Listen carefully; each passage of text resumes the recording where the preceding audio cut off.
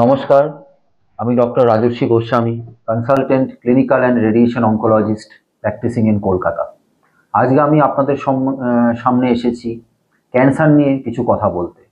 Cancer শব্দটি শুনলেই মনে একটি আতঙ্কের সৃষ্টি হয় যে কোথায় যাব, কি ট্রিটমেন্ট করব। কিন্তু সেগুলোর আগে ক্যান্সার কি, ক্যান্সার মানে কি, সেটা আমাদেরকে একটু আলোচনা করার বোধহয় দরকার আছে।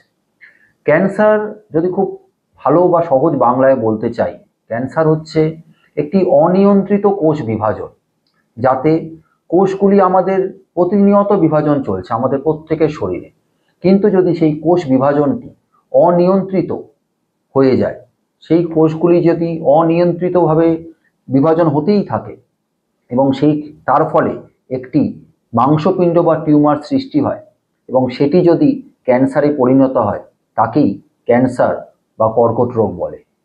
এই ক্যান্সার হলে আতঙ্কের প্রয়োজনীয়তা খুব নেই, কিন্তু হ্যাঁ, সচেতনতার প্রয়োজন আছে। সচেতনতা কিভাবে? ক্যান্সারের আর্লি ডিটেকশন বা দ্রুত শনাক্তকরণ, ক্যান্সারের স্ক্রিনিং, বা কিভাবে কিছু টেস্টের মাধ্যমে আপনি ক্যান্সার থেকে আগে ধরতে পারবেন, এবং ক্যান্সারের চিকিৎসা, ক্যান্সারের চিরাচরিত চিকিৎসা পদ্ধতি যেগুলো স্ট্যান্ডার্ড, যেগুলো ওয়েল এস্টাবলিশড, যেগুলো evidence based supported cancer treatment, সেগুলো হচ্ছে সার্জারি বা অঙ্কোসার্জারি, রেডিয়েশন থেরাপি বা রেডিওথেরাপি, কেমোথেরাপি, ইমিউনোথেরাপি এবং টার্গেটেড থেরাপি এবং হরমোন থেরাপি। এগুলোই ক্যান্সারের চিকিৎসা পদ্ধতি, যেগুলো ওয়েল এস্টাবলিশড।